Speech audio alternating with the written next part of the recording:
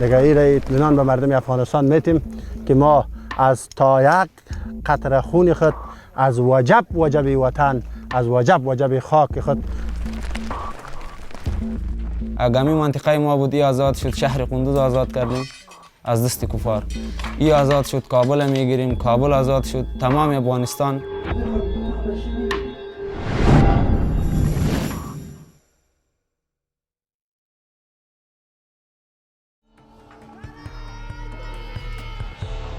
لا چې کوم مجاهدین موجود دي، مشران مجاهدین لکه مولا محمد اخون د ولایت معاون، د قندوز د ولایت معاون.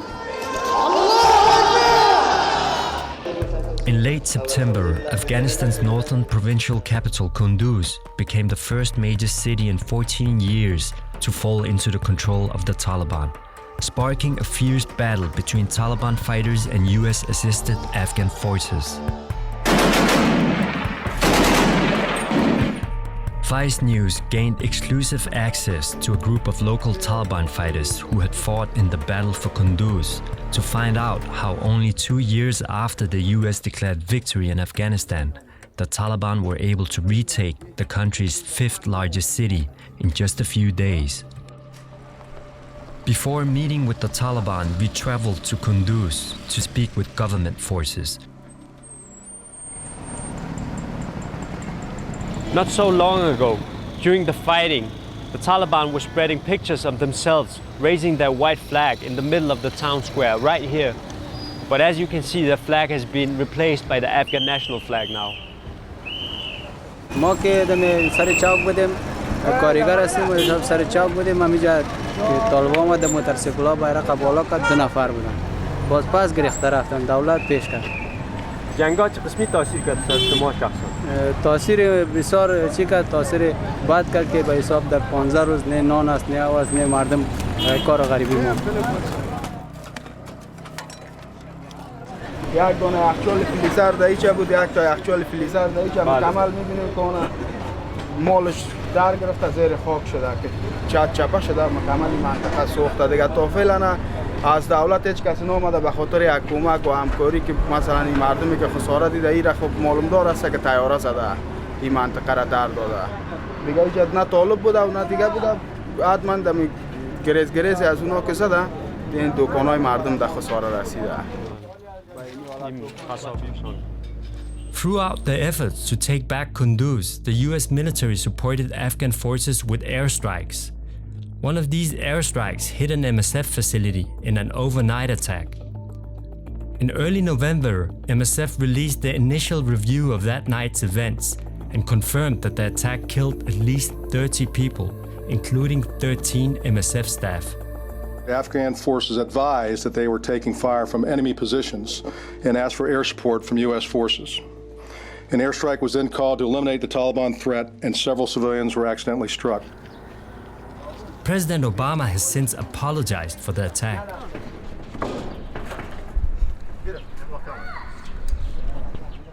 یک مرده بود، دوست شینه بود تو بسته که نفهمیدیم که از زن بود، از مرد نصف کلش نبود دیگه، نمی جان و سوختگیش بستانم تو بسته مردم میجه یا مرده آدم جوی غلط دیده بود، هیچ دیگه تو چیزش معلوم نشد که از کی بود از کی نبود. منطقه شفاخانه را بسیار بمبارد قایم کرد، اکثریت مردم میجه غیر نظامی را هم دولت میزد هم طالب میزد. در همون شب که در طالبان آمده داخل شفاخانه در آمدن، خواستن که شفاخانه رو نمیزنن. در شفاخانه رو زد. دیدی کسی در شفاخانه در آمد؟ آه. چطور؟ قطع سلا دیدی؟ چند نفر شهدا یقینی بود گفت. نه قطع سلا داخل شدن. قطع چشمای خودت دیدی؟ همونجا قصه کردن دیدن. کی قصه کرد؟ همسایه. همسایه خودشون دیدن؟ آه. ما هم رای همسایه گپ زدیم، ما گفتن ندیدن. گفتیم دیدن. میگن هیچ کس نبود، نه وقت بود میگن. شب در آمدد که زد. بود مگم ای که میگن طالبا از داخل فایر کرده، هیچ فایر نشد، ما خالیم دیجه بود دوباره شاید تیر بمباران که دیجه نه طالبان به شفاخانه احترام داشت، هیچ طالب داخل نمیشد امرای سلا، نه دولتی نه طالب.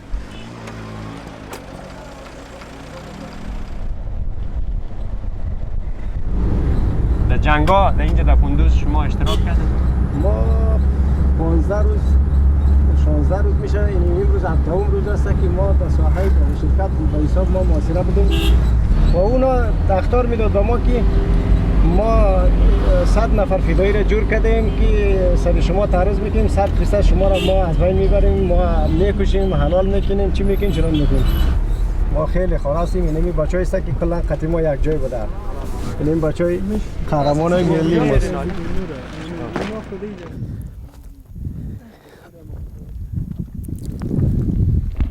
این ساحه باغیاتی که میبینیم مکمل دریا است. اون دریا معلوم میشه این این شنگک معلوم میشه دریا. از این دریا با اون طرف مکمل همین تو به حساب 14 است. خط اولی طالبان این قلعه نیست. قلعه که تونگو زده سوراخ کرده. یعنی قلعه به حساب پشت سر همین طالب است. 2 سال پیش هیچ امکان نداشت که طالبان داخل شهر کندوز برو آمدن. چرا تا اینجا خود رساند؟ از اینکه حکومت یک کمی به حساب در ارتباط چی نکرد، توجه جدی نکردن. حکومت یک حکومتی شد که به حساب یکی سری دیگه باور نداشتن. همین بود که به حساب 2 چوکی به حساب جور نیامد. 2 کلانی ما جور نیامد. وقتی که جور نیامد اینمی تو مشکلات به بار آمد که طالب پیشرفت کرد. بعد از این بود که ولسوالی گرفته شد هم توجه نکرد. همین بود که به گورتیپا سرایت کرد، از گورتیپا به دشت ارچی سرایت کرد. این بود که آمده بعد خود ولایت قندوز سرایت کرد که حتی به میدان هوایی سرایت کرد. آینده افغانستان به نظر شما چه قسمی است اگه طالبان ببرن، اگه وا قدرت بگیرن؟ اونا قدرت بگیرن، اونا قدرت خان نیست اصلا. اونا خوب به حساب زیر استعمار پاکستان حرکت میکنه. زیر استعمار پاکستان حرکت نکنه. ما یک مثال همین کوتاه زیرا میگیم که ولایت قندوز گرفت، قماندانی در نفعشان بود. ولایت گرفت، تمام قطعات نظامی به حساب دفتر دیوان قندوز مکمل گرفتن.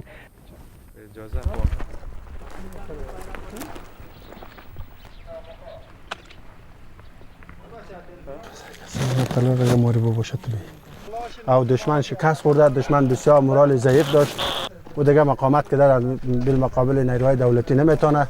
دیگه این را اطمینان به مردم افغانستان میتیم که ما از تا یک قطره خون خود از وجب وطن، از وجب خاک خود دفاع میکنیم، دفاع کردیم و دفاع خواهیم کرد. The Afghan forces were defiant and seemed to dismiss the idea that the Taliban were a real threat to the stability of the region.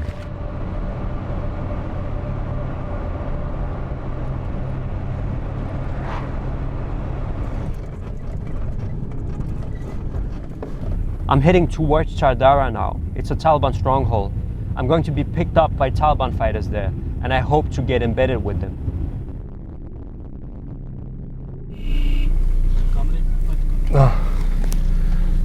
Gunshots have been fired and there's some Talibs in front of us. We don't have an agreement, so I'm going to switch off the camera.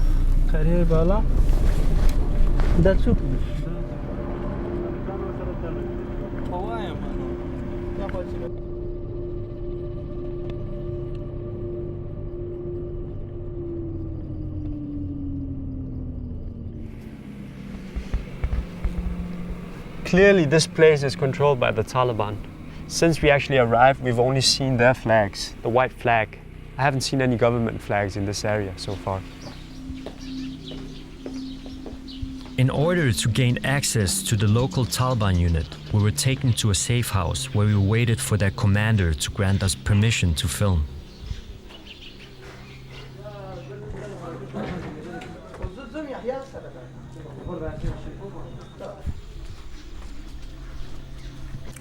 سورة النفال نهم سپاره راوړوي، نهم سپاره چې زمونږ او ستاسو د مزل دا د جهاد مزل دی.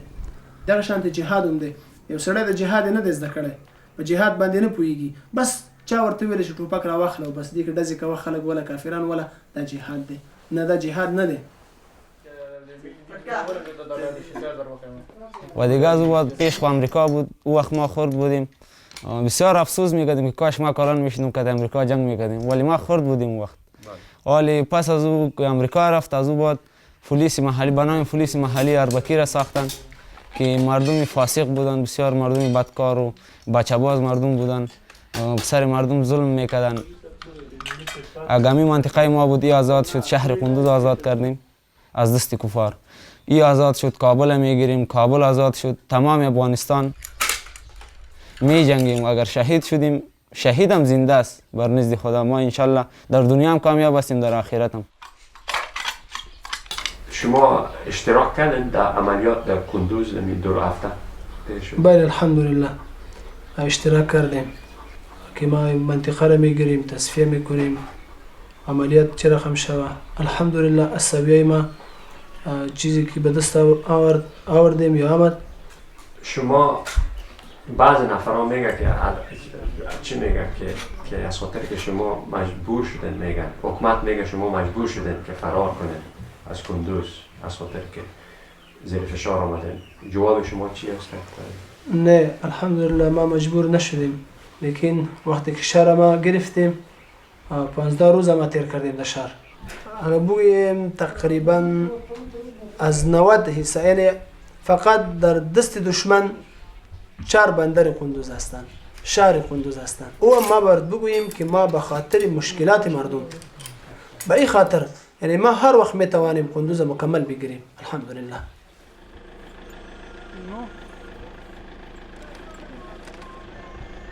For the past 2 years, since increased responsibility was given to the Afghan National Army, the Taliban have gained more territory. Local support for the army and national police force has significantly decreased, helping the Taliban regain influence in the region. I'm together with a group of local Taliban from Kunduz, and they're taking me to the village of Muhammad Jan.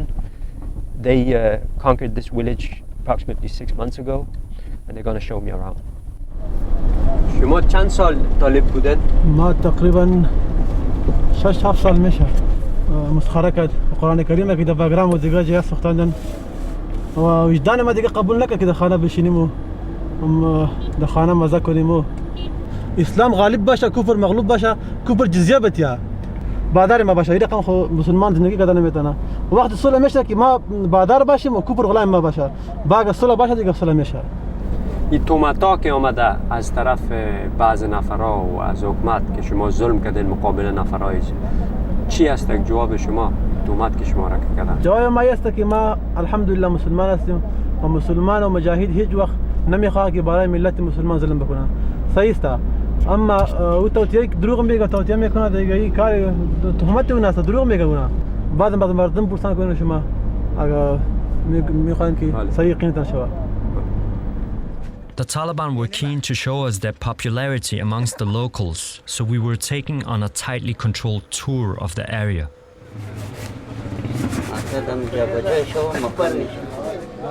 چطور است زندگی؟ طالب آزار خونه نمیده شما رو؟ نه چرا آزار بده؟ شما از چی میگه؟ امید شما چی از آینده افغانستان؟ آینده افغانستان امیدم همین است که هر کی برای خدا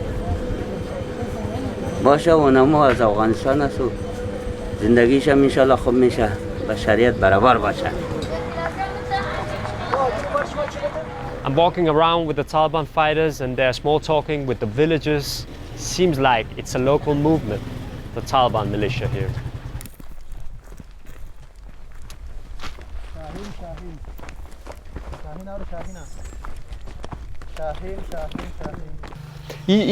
این چی است که جایی که مرا آوردن؟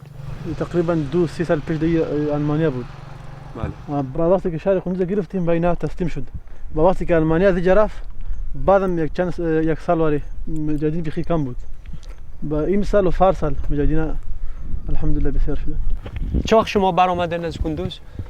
همیشه تیر شده دیگه. چند روز شما جنگ کردن اونجا؟ نه جنگ مومی ما 7 روز بود. بله. بعد دیگه جنگی بود که ما تقریبا پشت سرش ساخته. چرا اعلام کردن کندوز؟ به خاطر که اگر ما کندوز میشدیم اون بمبار میکرد مردم عوام ملت مسلمان بسیار تکالیف به میام میاد. از این خاطر مجبور شدیم دیگه.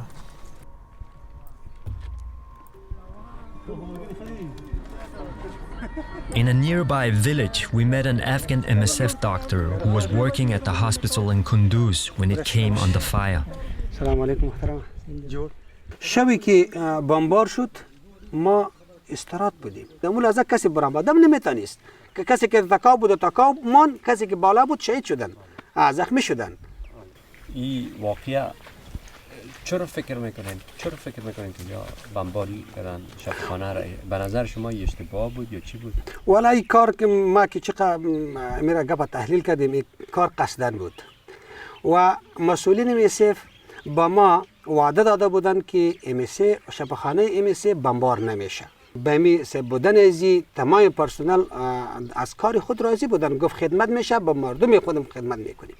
اگه قصدن نمیشد اینا خو برایشان همون نقطه جرپیس هم برایش داده بود که امی قسمت در شفاخانه است باید ایزاده نشه. واقعیت شد بعض نفرها چی میگن از طرف نظام بخیانم بود، مرد گفتن که اینجا سالادار طالبا بود، اینجا خود پت میکن به شفاخانه. تومتای از یارو چی میگن؟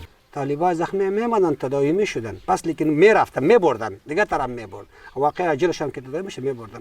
لیکن در شبی که بمبار میشه یک نفر طالب در شفاخانه وجود نداشت.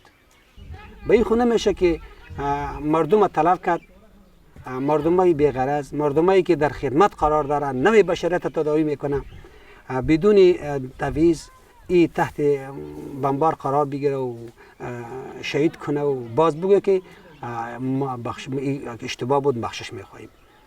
به این بخشیدن کار بخشیدن نیست. In the last 2 years, Afghanistan has seen a sharp rise in the number of civilian deaths. We went to a nearby madrasa where 6 months earlier a US-operated drone had allegedly killed one of the students.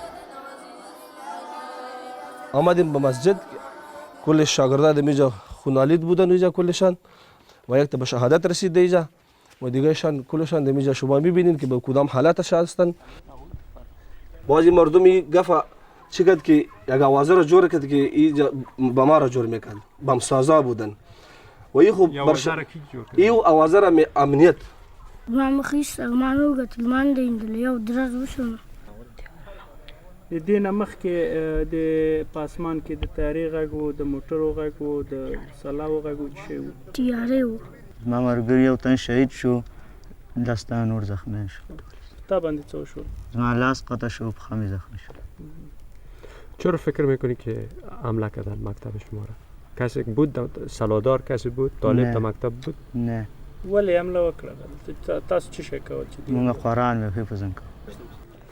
از این معلوم میشه که حکومت دست داره که اگر دست نداشت مدرسه ما خو شخصی نبود، نه ده گوشه بود، این در ریاست وزارت معارف کل مردم او کل چی که هستن همسایه هم هستن، هر مردم اینجا هستن، از این پرسان کده میتونه حکومت که اینجا کی بودن که اگر خودش آمده نمیتونه که نمیتونه این مردم امی علتش نمی بود که حکومت عمل امروز که با می دست مجاهدین رفتن به خاطر چی؟ این کبر بود، ظلم بود که پرسان از این نکردن. The Taliban's takeover of Kunduz exposed shortcomings in the government's ability to maintain control over large areas of the country. In October, the US seemingly acknowledged this by announcing they will extend their military presence in Afghanistan. The US also confirmed their support to the Afghan local police, despite several reports that they may be contributing to the resurgence of the Taliban in Kunduz.